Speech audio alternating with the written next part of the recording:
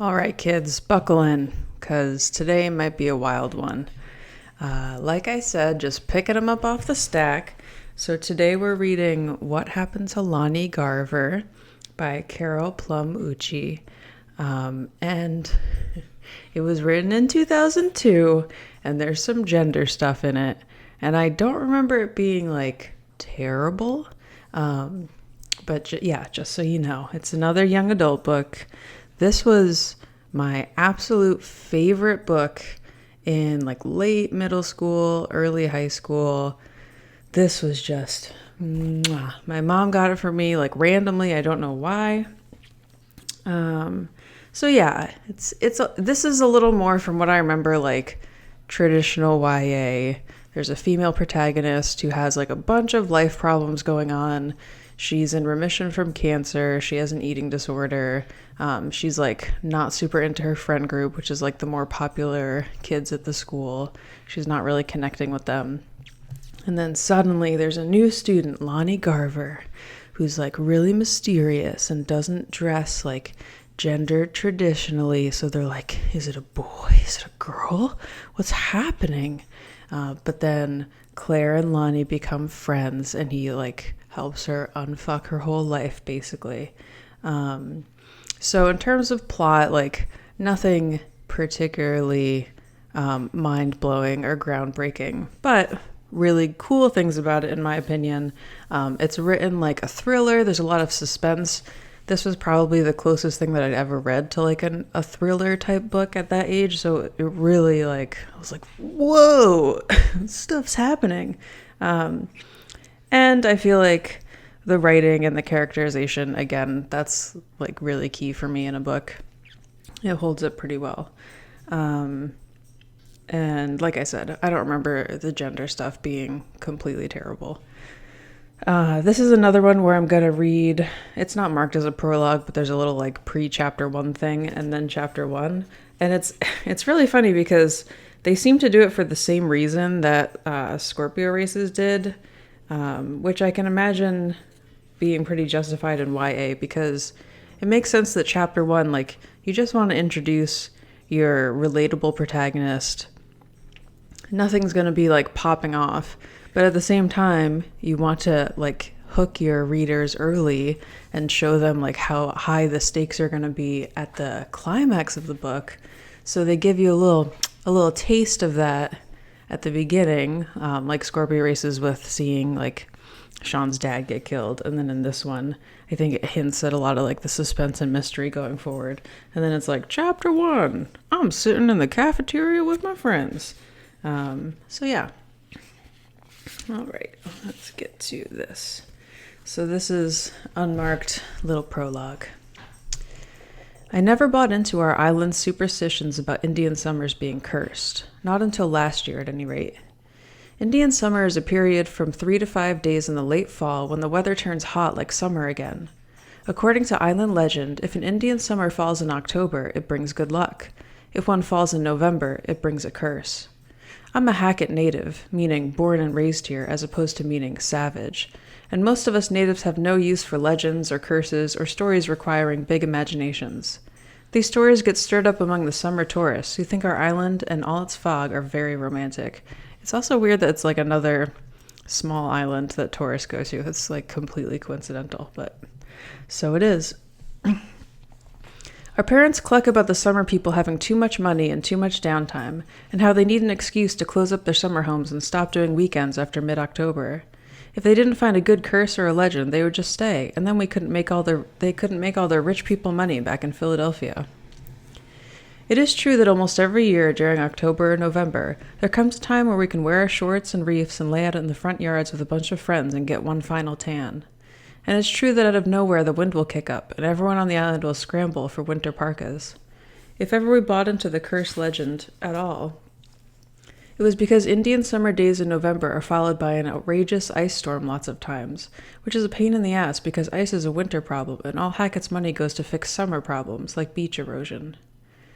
I have heard a few islanders muttering about curses, though, when frozen pipes burst and sewers back up and the drawbridges to the mainland mall are closed on a Saturday.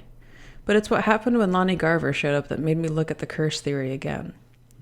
It was during an Indian summer spell in early November that Lani Garver first came to Hackett, and in the frosty, windy, fogless hours between Indian summer and an impending ice storm, I watched a bunch of guys try to drown him.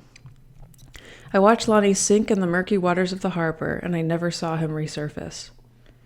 Even after Indian summer passes, some nights are warm, and the fog rolls in thick. If it looks dense enough to hide me, I sneak my rusting pink bike off the porch and ride up the 3-mile stretch of meadow grass to Fisherman's Wharf. At least 500 tides have rolled in and out of Hackett since the night they tortured Lani, and any physical evidence of a drowning would be long gone. Yet I feel drawn to the place, to search the surface of the water, the thick night fog rolling onto Hackett, and to wait.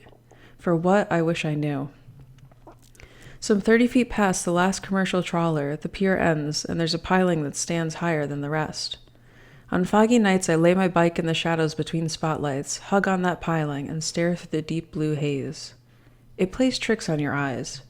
At first the fog seems motionless, like a silk screen over an empty stage, lit in deep blue. You can see the silk screen starting to move, up and down or side to side. You can't tell which. The motion blurs what's forming beyond it, but you strain your gaze, squinting until you're breathing through your eyeballs. A few times I've seen that fog swirl into a pattern, like a human body. Head, then shoulders appear with hazy white ribbons dancing around them. One time, the body floated in close and hovered almost, until the ribbons around the shoulders took more shape, like wings folded neatly. I swayed away from the piling, watching the wings float so near I could almost see them plainly. I could make out the color of bone without density around the arms. Lani, it's me, it's Claire. One arm reached through a mist of white ribbons toward me. If I reach for him, I'll fall. As if timed with my decision to freeze, the form dissolved slowly to mere mist again. I kept staring and waiting, and finally knocked my head against a piling once or twice. I'm not a lunatic. At least, I try hard to stay grounded. I give myself 100 reasons why it's understandable that I could go through bouts of hallucinations. Fishermen have this saying that the deep doesn't bother swallowing just anybody. The sea takes the extraordinary and leaves the rest be. Any fisherman lost at sea earns that saying on his memorial stone. I believe it about Lani, despite that he will never have a stone. We don't talk about the drowning around the island. We don't really talk about what led up to it either. If I hear Lani's name, it's usually in mentions of him having gone to our high school for only 2 days, and isn't that weird? As if the greater mysteries never existed. Maybe that's the way people need to remember it. Lani pronounced his name Lani. That's weird to read out loud. And someone told me it had been spelled that way at one time. Okay, so it's spelled in the book Lani, and it says it pronounced his name Lonny, just so that makes sense. And someone told me that it had been spelled that way at one time. Sometime in the years before he came to Hackett Island, he had started to change or hide everything about himself that could somehow define him. Lani is a boy's name. Who knows what Lani is? He ditched the quote-unquote boy spelling. I had guessed his age to be around my own, 16, but the fact is we never really knew. We never knew his birthplace. No one knew where he'd been in the years before his arrival on Hackett last fall. Truth be told, we were never completely sure he wasn't a she. We hadn't known any of the things that you normally find out when you're deciding whether someone is going to fit in or not. He was determined to be like that. No one really gets why. I know it turned a lot of normal high school kids into potential killers. No one can say why that is either. I used to say my curiosity about him, my being drawn to him, cost me my friends. But I think it's more truthful to say it cost me my popularity. I hear stupidness floating around the bathroom at school, girls being all party hardy and too studly and so sloshed, and I'm all thinking, Claire, you were that shallow once. My biggest shudder comes from the fact that at one time I considered cheerleading the most important thing under the sun. School seems like the home of the Walking Dead these days. It's a little YA. It's fine. I'm spending my weekends with new musician friends in Philly, but Monday through Friday I'm stuck here. And the wharf feels kind of alive at night. It's not restful in spite of the deadness in the air. Ramsey is just pacing around, clicking, clacking, his toenails everywhere because I haven't trimmed them, and bothering the bejesus out of me. It's fine. Where were we? Blah, blah, blah. And the wharf feels kind of alive at night. It's not restful in spite of the deadness in the air. It's one of the few places on Hackett that gives off any sort of energy. If that's not supernatural or mystical, it's still something. It probably has little to do with ghosts, because ghosts have to do with people who died. I think my problem is a part of me has never been able to accept that Lani Garver actually did die.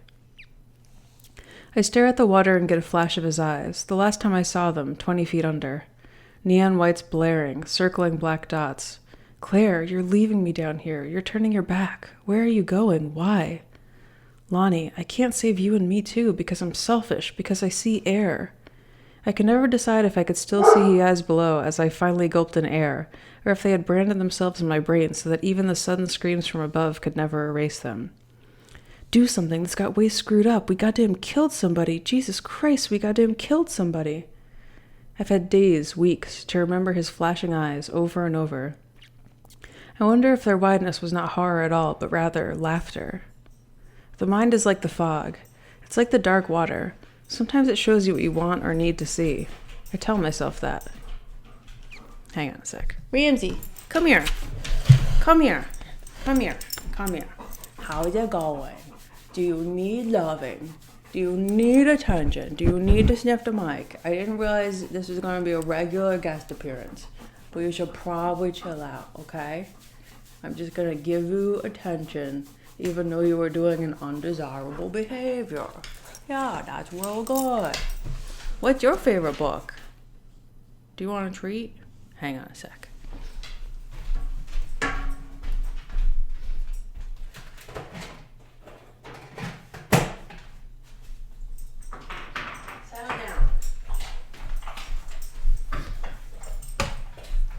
Okay, I've bribed the boy.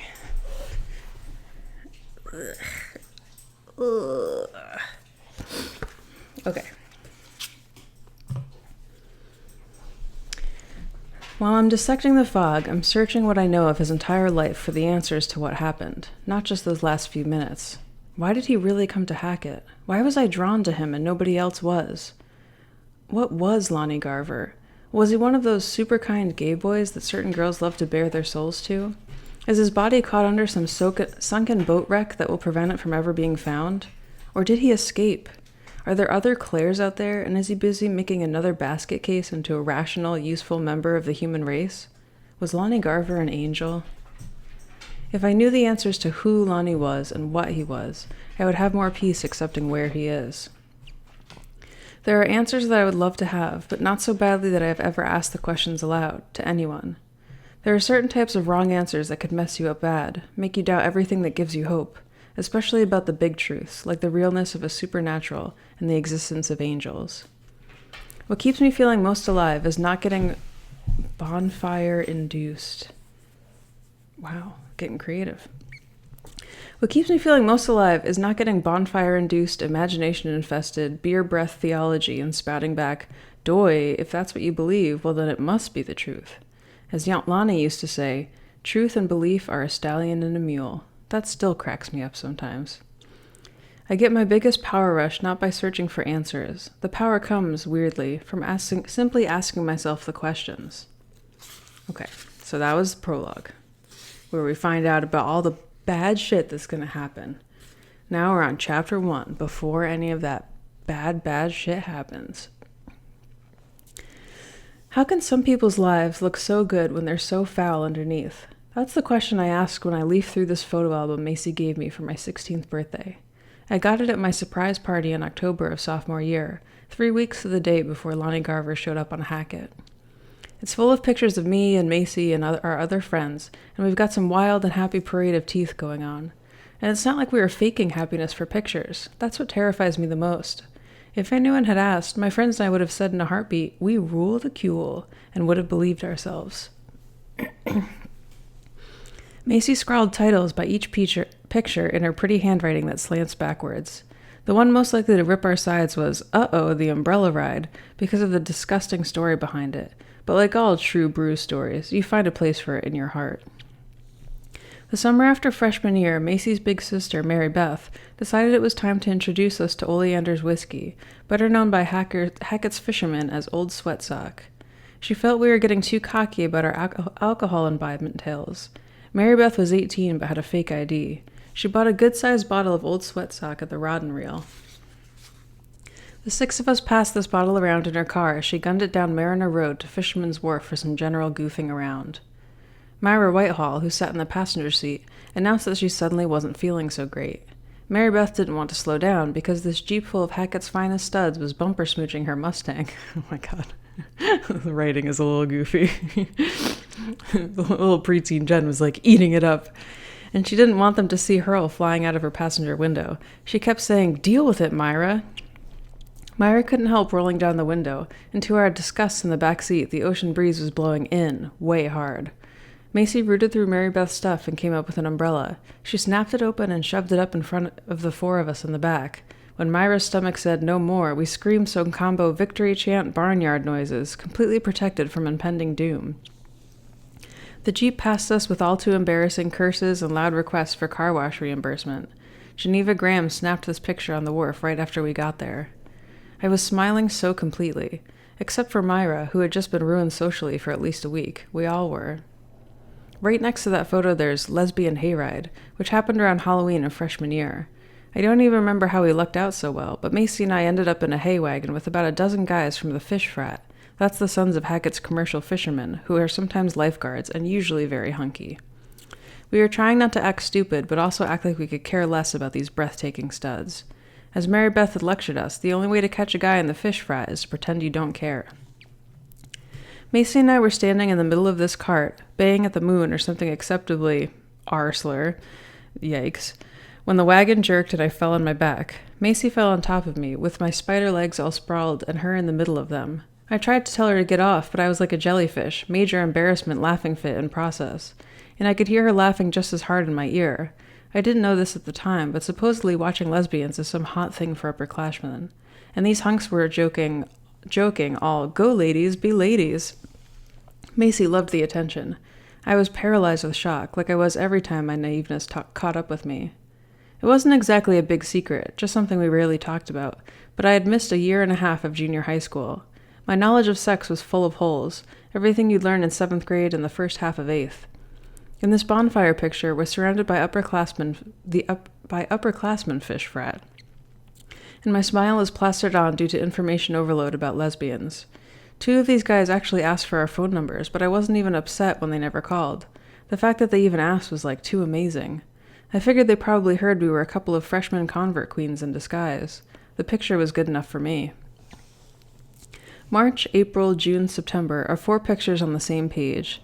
The first 3 were taken by my mom, of Macy teaching me a back handspring, each getting a little more graceful. September is my junior varsity cheerleading photo. Great stuff. Not a cloud on the horizon, an outsider might say. I can see a few clouds in some pictures, but only because I know my own life.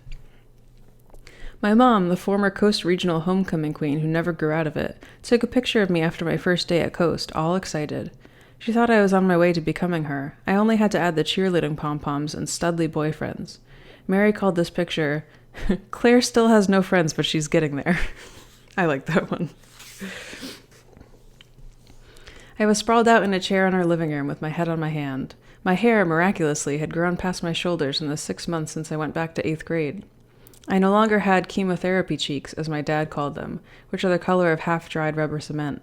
I see my hair, my complexion, and I can read some sort of magic determination in them. Get rid of the past. And my eyes caught the flash, so they seemed to shine with hope. Coast Regional High School was a huge place where girls with problems could remake their lives. New faces poured in from 4 other barrier islands, which meant that to 4/5 of these kids, you did not have a past. There was a kind of hope whizzing around the corridors. Joe Hunk could ask you out tomorrow, even if you had been a dork breath yesterday. Frickin' dork breaths. You could work your way into a seat in the cafeteria at the 4th table from the door, which around here is known as the Queen's Table. Even if you were shoveled off the corner with the invisible unknowns during the first week. Some 8th grade science nerd could save up for a foil job, come into school a raving blonde, and totally believe her life would change. I tried to tell myself just to forget about anything like becoming outrageously popular. I felt at a serious disadvantage even to a science nerd, having heard my last dirty joke at a 6th grade pajama party, and then dropping into homeschool hell for the sick for a year and a half. If you start 8th grade in January, completely naive, looking like something the cat dragged in, you can only hope for a huge high school like Coast to help you disappear a little better. But even my brain couldn't help figuring out which crowds were going to have all the fun.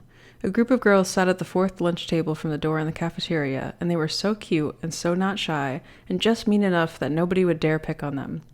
Despite that cheerleading tryouts had not been held yet, they were starting to be called the freshman cheerleaders, and their table was nicknamed, in mumbles from girls who didn't sit there, the Queen's table. Yeah, you told us that. Okay. I didn't doubt that these girls would be cool around here. In fact, they were all from Hackett, so I knew them from grade school, and they had been popular since about 5th grade, or whenever it is you start to think about stuff like that. Most had swapped jokes with me at a bunch of 6th grade slumber parties. The second week of high school, I was going past them into the girls' bathroom, and Ellie Spellings didn't keep her voice low enough. Look, there goes that leukemia girl. Her hair grew back way nice, at least. Remember her from January? She looked like she'd been nuked in a microwave. Was that sickening or what? I went into a stall and leaned against the side with my hand over my mouth. I totally forgot to sit down and go to the bathroom. I had been suspicious of these kind of remarks flew. It's just that people were polite enough not to say them where I could hear. Macy Matlick was standing in the middle of them, as usual, and happened to take a different view of the thing. I heard her mouth go off, because you can't miss that. You pig, Ellie, what the hell is wrong with you? I heard something like a slap, like she smacked a book to the floor, or cracked a notebook on the sink ledge. That girl is one of the sweetest people you'd ever want to meet, and not only that, but she just heard you. Footsteps clomped my way, and I prayed to wake up from this nightmare. But there she was, gazing in the stall door, because I'd been too stupid to lock it. I glanced back, thinking the veins in my face would crack open. She grabbed my wrist, and before I knew it, we were moving back toward this bathroom meeting of the Queen's table, which amounted to about 7 glares, all mowing me down to nothing. I know you heard that, Claire. Ellie has something to say. Macy folded her arms around her chest, giving Ellie the death look, and I waited for them to jerk past me and run or get meaner. What I didn't understand had a lot more to do with Macy than anyone else. She has a big mouth, but her heart is bigger over certain matters of principle. Second, if she believes something and glares into your eyes, you believe it too, no questions asked. For whatever reason, she totally believed Ellie owed me an apology. Ellie spit out what would have made the Pope happy. Claire, oh my God. I didn't know that you could hear me, not that I should be saying shit like that anyway. Last year, I didn't know what to say to you, that's all. I'm just really stupid, okay? I glanced at Macy in stunned awe, then at the floor, realizing some response was expected. Nurses forever warned me that people wouldn't know what to say. It was completely forgivable. But it came out something like, forget it, please. I don't think anyone should have to know what to say. And my voice box pizzled out because I couldn't smile and think of words at the same time. Macy kicked her in the ankle. See? Did I tell you she was sweet? Her loudness made me jump, and for whatever reason, they thought that was funny. Myra Whitehall grabbed my arm and pulled me along with them. Come on, hang out with us? I was at Kim Norris's 6th grade slumber party with you, remember? I felt sure they were just feeling sorry for Claire with the novelty sickness in her past, and I didn't want that. We were going into 4th period, which meant the cafeteria, which meant they were thinking I would sit at the so-called Queen's table. I only got swept along with it because I was in shock. There's a photo of all of us at the Queen's table, taken 3 days later by Myra. My arms are crossed, and I'm biting my lip over my smile. I don't belong at this table, or in this picture with Ellie Spellings, Geneva Graham, and Macy Matlock. And if I smiled too big, they would see the evidence in the photo later. Macy called that one, Claire the Humble, Macy the Horrible. Every bitch needs a Claire. She was referring to her darker side, which everyone knew she had because of her big mouth. For Macy's good part, she would never tolerate evil treatment towards somebody who had done nothing to deserve it. For example, I had not done anything to deserve Ellie's bathroom ignorance, because you can't help having been sick. Macy would shove people for remarks on girls with huge chests, kids with bad skin, people with disabilities. But those people were few and far between compared to people who could help what was wrong with them. Other people were obnoxious, dorky, phony, smelly, fat yet overeating, whiny, wimpy, stingy, clumsy, overly horny, or butt smooches. She had managed to perfect herself and could not see why it was so hard for anybody else, and she would rip on those people and not care who heard. Lida Barone bombs out Macy as a funny photo in a sick way, because I have this look of horror on my face as a glowing Lida Barone clings to my arm. Lida had all but wrapped herself around me for about a week, probably because I was the only person who had ever been nice to her. Everyone said she smelled. She looked like she would because she didn't wash her hair a whole lot, but I never actually smelled anything. That's me in middle school. Doesn't smell, doesn't wash her hair a lot. It's fine. My look of horror came because of a trick Macy had started to pull in pictures. She would plan out ways she could enhance the picture, all the way back to where she was posing. She knew she wanted to pen in air stink squiggles going from Lydia's armpits to her own nose, so she posed all wide-eyed with her eyes going in that direction. I knew what she was up to because she'd done it before, but it was hard to lecture her when you're cracking up. When I say a foul list lay under the surface of these pictures, I can't say exactly what breed of garbage was ready to squirt from behind each person's eyeballs, but I can talk about myself, and it would only be fair to do that. Other people's foulness had to be there, and had to be as big or bigger than my own. I say that because of what happened when Lani Garver showed up. A new kid walks into a school, and you can't tell by staring whether it's a girl or a guy. A stink the size of Kansas doesn't get raised out of people's sweetness and kindness. I ended up being a victim, and everyone else wound up on the let's obliterate the gay kids squad. What does that say about whose garbage is bigger? And here's some dirt on me. While all my daytime fun was going on, I had started having nightmares that were gory and disgusting. I would wake up all, Claire, you are nuthouse material. In these dreams, girls I had never seen before would cut swirly designs in their legs with knives, or swallow forks, or part their hair with razor blades, stuff like that. I hadn't had a single nightmare I could remember while on chemo, and yet here I was in the greatest time period of my life having these dreams like something out of a horror flick. And what's worse is I was not entirely scared of them. Some totally sick part of me was obsessed with them. I would make them into songs I would play on my electric guitar down in the basement. I had a notebook full of lyrics that would have choked the devil. Sometimes I was all ashamed of this thing, and yet these lyrics rhymed and rhythmed out so well that I couldn't bring myself to burn them. Nobody knew about this. Who could I tell? Macy was tone deaf. My mom would tell the whole island, and my dad had just gotten remarried. When I started my job at Sydney's Cafe at the beginning of sophomore year, Macy took a picture and called it, Claire decides to ruin every Saturday night for 2 hours over $25. It's me with my acoustic guitar singing cheery old folk songs into the mic. You would think my brain was a flower shop. We actually had that photo album in the cafeteria during lunch on the day Lani Garver first showed up. Macy was cursing a blue streak because none of the pictures from my surprise party had turned out. We finally get you a boyfriend in the fish frat, and there's no evidence of Macy performs a miracle. Shit. A photo landed in front of me that was supposed to be me and Scott, but above our noses was only white and flash. Smiles are good, I handed it back, and she glared at my usual calm like a cat in the dark. That was a miracle. She started smacking overexposures down on the table, and I couldn't argue, being that you couldn't seduce a tree trunk. I laced my fingers across my stomach, stretching out in the chair and pondering on that. Seduce somebody. Like, how do you seduce somebody? Like, why should I have to seduce somebody? I like that. Can't we just be chilling and some guy likes me for that? You know what you're talking about, Claire. Ellie raised her head from copying Geneva Graham's Spanish homework, and they both giggled. Macy threw her head down on the table in a shock fest. Help this woman before she loses what I just helped her catch. She's deeply disturbed. Watch this, Claire. Ellie nudged Geneva, who could catch just about anybody. At least for a night or two. Do your peanut butter thing. I watched, mildly amused, as Geneva upset half the cafeteria, sucking peanut butter glops off her pinky, her eyes burning a hole into one dying bastard after another. Meanwhile, I was like seeing how fast I could chug cartons of milk in high school in the cafeteria. A real charmer. You try. She pushed her mutilated PB&J at me. I blinked at it long enough to make them think I might. I don't eat peanut butter.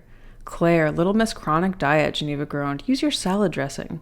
It's watery, low-fat Italian. I'll end up feeding my shirt. My grin slid a little wider because they knew there was no chance of this thing happening. Hey, she already caught herself a hottie without any peanut butter, cigarette lighter, Vaseline lip, dangly earring, tongue-piercing, pedicure-wiggling, sassy but helpless routine. Myra stopped for air and her collie dog eyes glowed. She was sweet, always on my side. You know, maybe you should be asking her for lessons. Claire, how'd you catch Scott Dern? I looked down at my laced fingers, sniffing to break the silence. I don't know. I don't think he likes me very much. He's not very talkative. He's fish frat. They're too cool to be motor mouths, Ellie waved me down. You have to get him alone. She's had him alone. At least she had him alone with me and Phil, Macy snapped, and started tossing ruined photos over her back into the aisle in frustration. I don't have any evidence of that night at Phil's house, or the party night. 4 rolls down the toilet. What gives with this goddamn camera? Ellie, Myra, and Geneva were all stuck on the alone business, boring holes through me like 3 Cheshire cats. I just let my grin wander higher so they could think what they wanted, because this conversation was moving dangerously close to some garbage I didn't want to spew about Scott. Albert Fine saved me by picking up one of the overexposed pictures as he came past with his tray. Somebody's pictures are on the floor. It's a picture of Claire Mackenzie in her underwear. If you want, she'll autograph it. Macy glared dead into his eyes, and Albert Fine was just dorky enough to try to stare through the overexposure. The girls cracked up until Albert's ears turned red, and I held out my hand for it. I'm not in my underwear, Albert. Give it here. You can still autograph it. He pulled it away, and I flopped my arm back down in frustration because I knew what was coming, and I knew it would start a fight with my friends. Macy said it for him in this nasty, screechy twang. Aren't you that famous guitar player from Sydney's? Don't you know anything, Albert? Famous and Sydney's do not go in the same sentence. This is an island. The only famous people are tourists. I nodded hard in agreement, hoping that would end it, but it didn't. She's breaking up our Saturday nights. For what, Albert? He grinned from ear to ear just because she was talking to him. The fact that she was telling him off didn't seem to matter. Well, I think it's cool. Good. Then you can go chuck money at her with all the fish fives while we're here waiting to go party. Now give me that picture and get out of here. She trailed off from her dork attack, staring over my shoulder down the aisle. Her hawk eye was working itself big time on somebody, which was not unusual. But I was facing Myra, Geneva, and Ellie, and their eyebrows were lowering too. We're almost through, people. You're really strong if you've made it this far. It's pretty damn YA. We can do it. I tilted my head backward over my chair, and that was how I recognized Lani Garver from homeroom, upside down. He had just stood up from a table over in the corner and was putting trash on a lunch tray. I brought my head back up and yawned. I probably could have ignored this whole thing nicely if it wasn't for Albert. Is that thing a boy or a girl? My head snapped up to his braces smile, and thank God I was yawning, because I might actually have hollered at him. I could never forget what 8th grade felt like. I didn't get how some overweight, underbuilt, buck-toothed kid finds room to goof on somebody else who looks funny. Is it because we're talking to you? Get your power somewhere else, hypocrite. It's a boy, I kept yawning to keep from snapping the news. The teacher asked how to spell his name. It's Lini, but he said you pronounce it Lonny. Looks like a damn girl, Albert kept up. Except that would be one very tall girl. Jesus, maybe it's one of those hermaphrodisiacs. I rubbed my eyes in annoyance, knowing Macy would handle it, which she did. Who asked you? The only thing I remember anyone asking you is to leave, mean face. Can the kid help it if he has long eyelashes and pink cheeks? What are you, jealous? Roll on out of here before somebody starts in on your looks. I gave her the time outside because Albert was moving away from us, grinning to hide the redness on his ear tips. She turned her gaze to Myra and Ellie and Geneva. Cut it out. No stare-fest. Claire said it was a boy. I sat there blinking as she kept rolling her neck to get the kinks out. Every roll gave her another opportunity to check out Lani Garver over my shoulder. And she didn't lecture again when Geneva piped up. Claire, I think that guy is wearing blush and eyeliner. The teacher actually asked, are you a guy? Ellie and Myra turned to watch me suspiciously. I had noticed only 2 things in homeroom, his height and the drumstick shoved into his jeans back pocket. Wow, that's a really uncomfortable thing to carry around with you all day.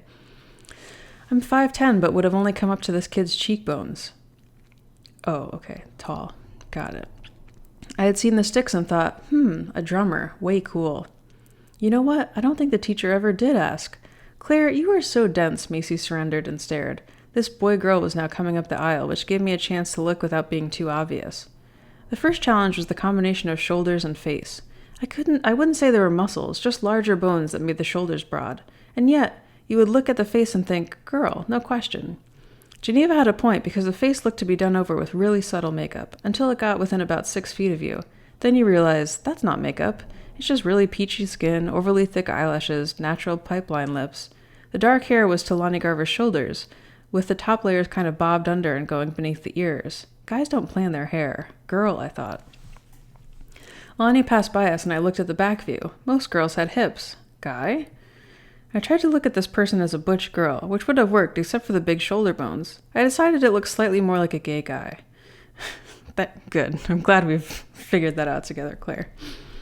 I waited as this Lani Garver turned left at the front and gave us profile. Macy could always see into my head along with everyone else's. You're waiting to see if there are bumps in the front. Nope, no triangles. Her tone was curious and not mean, because if this turned out to be a girl, the haircut was cute, and no one could fault a girl for being over 6 foot and flat-chested. God almighty, I hope it's a girl. Without her head moving, her eyes wandered sideways until they caught the table where the fish frat were sitting. I let my own eyes wander past the cluster of big muscles, anchor tattoos, and sunburnt noses, even in chilly November. Fortunately, they were just talking among themselves and eating. The fish frat didn't notice people easily. They waited for everyone to notice them. Lani Garver's dark chocolate brown eyes caught on this and that thing on the tray, like there was no real thought, and all the staring didn't register. My eyes couldn't help falling to you-know-where. I'm not saying it was a huge bump, but girls' jean zippers tend to lean almost backward when they're skinny and their jeans are tight. This zipper came out, at least more than it went in. Guy. Okay, so there's a lot of, not greatness that I did not pick up on when I was reading this as a kid. But this paragraph has always confused me because I'm like, your zipper, no one's zipper of their pants is concave. I have never seen a person, that could not be a rule. Yeah, even little preteen Jen was like, what are you talking about with these jean zippers? Lani placed a tray in the holder above the trash can, then the hands smacked together in a dainty way, like to get the garbage can dirt off of them. Girl? Then the eyes met mine. With a couple hundred kids in the cafeteria, there were a lot of different directions those eyes could have gone. I felt a little eerie. I met the gaze as evenly as I could, feeling weirdly challenged by it, like I had to prove I wasn't intimidated. I ended up breaking this brief looking match because Macy nudged me hard in the arm. A picture landed in front of me. The only one. In 4 rolls. What is up with that? Lani Garver's stare was forgotten for a moment. I gazed at the picture and tried not to move at all. That was my trick when I became completely nervous. If I don't move, nobody will notice me. Nobody will see me freaking out on the inside. I'll be invisible. My internal freaking had to do with 2 things in this picture. The great smile on my face and the horrible thoughts that had been running through my brain at that time. Must have been something to do with your flash, I managed to mutter, because Macy was 6 inches away, looking right at my face. If you get rid of your Barbie camera and buy something decent, Geneva giggled. Macy turned to her. It's just pink. It's not Barbie. Shut up. I could not get over my smile in the picture. Macy snapped at about 15 seconds after I came out of my house yesterday morning. I had not seen her at first. I was counting the number of days I had been extremely tired, and the number of times I'd gotten dizzy. I was trying to decide whether I was having a cancer relapse. I remember deciding that it had surely returned. Then I looked up and saw Macy with the camera to her face. Without even thinking, I made peace signs with both hands and smiled. In this picture, I was smiling the most peaceful smile I had ever seen in my life. Claire, Jesus Christ! Macy snatched a plastic salad fork from my hand. I realized I had picked it up and raked my thumb over it. It had snapped. I glanced at the few drops of blood on the blank page of the photo album and stuck my thumb in my mouth and sucked. You got blood all over the page. I mumbled around my thumb. 3 drops, chill out. Are you all right? Fine. You're a klutz. Part of my charm. You stuck your thumb right down on that. What is wrong with you? Let me see. I let her pull my thumb out of my mouth before she raised a loud enough stink that everyone would be looking. It was a deep cut, but small. She sighed in relief, casting a final look at the 3 drops on the page. Don't be giving me heart attacks. I hate blood. I sat stock still after putting my thumb back up to my teeth. I didn't know which thought was making me freeze worse. That I might have a blood disease, or that my Lisa cuts herself with razor blades nightmares might be invading my real life. Macy hawk-eyed my face, and I knew I hadn't managed to completely wipe off my horrified look. She followed my eyes, which happened to be laying into Lani Garver, who had retreated to the semi-darkness of the alcove between the cafeteria and the B corridor. Macy never misses a trick, but her imagination was only as big as her world. Are we going to have another Lida Barone adventure? Are you going to have ants in your pants until you can be nice to that new kid? I guess you remember what it feels like to be new, huh? I let out an absent laugh. Talking about my return to 8th grade was the closest we usually came to talking about my leukemia. It's not that I didn't trust my friends to be nice and sympathetic. It's just that fun-loving kids don't hear that sort of stuff very well. I never wanted to think about junior high, let alone talk about it, and that's probably one of the reasons I adored my friends so much. I loved their carefree outlooks on life more than anything under the sun. Macy groaned. Fine, if we really must go say hello and sing the happy welcome song, I'll come along for the ride. Just please don't bring any more strange people over to our table. I end up being the one doing that seat's taken routine after a week of dork overload, and I've got a heart too, Claire. I laughed, removing my thumb. Don't make me out to be some saint. That's so not true. Girl Scout, then. Fuck you. Don't curse. It makes you blush. Look, perfect chance. See where he, perhaps she is? She sized up Lani. A paperback book was open in the long, graceful fingers. It's a girl. Guys don't read books, at least not in public. Yeah, guys. You reading a book? Because, hello. I swear, Macy, I have less than zero interest in going over there. Don't ruin my image of you, Claire. Maybe I admire your heart. Now's your chance to be nice. I know you're feeling sorry for that new kid. She was telling the truth. She just wasn't telling all of it. Yeah, and I bet right now, Macy, your biggest problem is that you won't be able to stand yourself until you find out if that's a girl or a boy. She raised her eyebrows shamelessly. Hey, I'm not the one blowing my hair under while putting a tight shirt over 0 tits. That person is just begging for someone to come up and hint around for some answers. I'm just a victim here. You're a victim and I'm a white whale. She laid the peace sign and smile photo into the album and scrawled beside it, Claire as usual. I flinched but didn't have a whole lot of time for backlash thoughts. Come on, let's go find out. She pulled me to my feet, and I let myself be dragged along by the wrist. We made it through together. Kind of a weird and rough one. But I remember what I really liked about this book was as it goes in, obviously Claire and Lani start interacting, and he's full of lots of mind-blowing wisdom and perspective on the world. And it gets a little wild and her whole life is turned upside down, but really it's necessary to happen because she needs to fix her whole mental health situation, and he helps her to do that. And then they talk kind of explicitly about whether or not he might be an angel, which is pretty cool. It's not just something she hypothesizes afterwards. He actively mentions this role that he played in a play, this sort of angel that can also be vengeful. And there's kind of, they flirt with the idea that he could actually be it. By the end, you're like, oh, it could actually be true, in this universe. So it's a little more than just they do something terrible to him and then she feels bad. So she's like, maybe he was just too pure for us. It's a little more down to earth and slightly darker than that. So yeah, I don't know if I would recommend it necessarily, but if you can stand the datedness and the shitty high school stuff and the weird gender stuff, and you're intrigued by that aspect of it, the tension and the suspense and the sort of interplay of these characters, then I would probably still read it again. I've read it more than once, but they were all sort of during that same time period where I was super into it. So yeah, sometimes an old favorite is an old favorite.